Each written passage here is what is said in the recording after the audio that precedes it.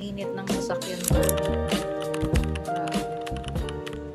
Hi guys, nandito tayo sa SM. So, kakain muna tayo. Parang nagki-crave ako ng sinigang. Parang gusto kong kumain ng sinigang and then malamig na dessert. Halo-halo or shake, I don't know. Basta, parang gusto kong kumain. Yun yung kinikrave ko today. So, let's go! Yung sinigang po na baboy, ito lang yun, no? Wala siyang pinakamaliit. Ito lang siya. Sige, okay lang. Tapos, one plain rice lang. Tapos, ripe mango shake.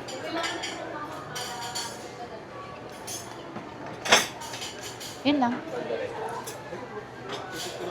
Balik po, isang sinigang na baboy, isang plain rice po, Ilang minutes yan? Okay. Thank you.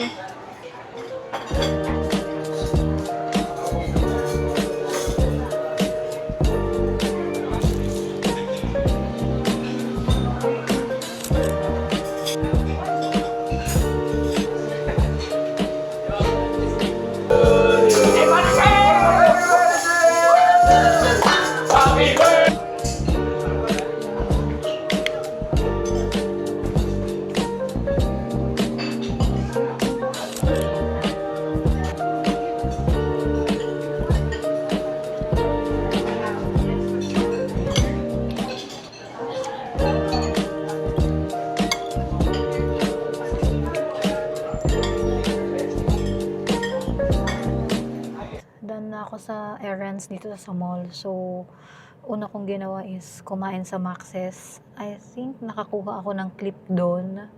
Tapos, pagkatapos kumain, pumunta ako ng Watson's. Bumili lang ako ng gamot and then facial wash. And then, yun lang. Wala ako sa mood ngayon mag-ikot-ikot kasi sobrang init, as in. Hindi na rin ako nakakain ng nakainom pala ako ng shake, mango shake din. So, at least, natupad yung gusto ko kumain or uminom ng malamig, something na malamig. Gusto ko pa sana mag-ikot-ikot kaso parang wala na ako sa mood. So, ngayon, pupunta na lang ako ng car wash para magpalinis ng sasakyan.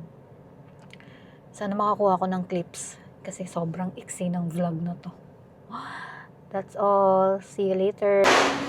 Guys, nandito na ako sa car wash. And pinapalinis ko na yung sasakyan. Look.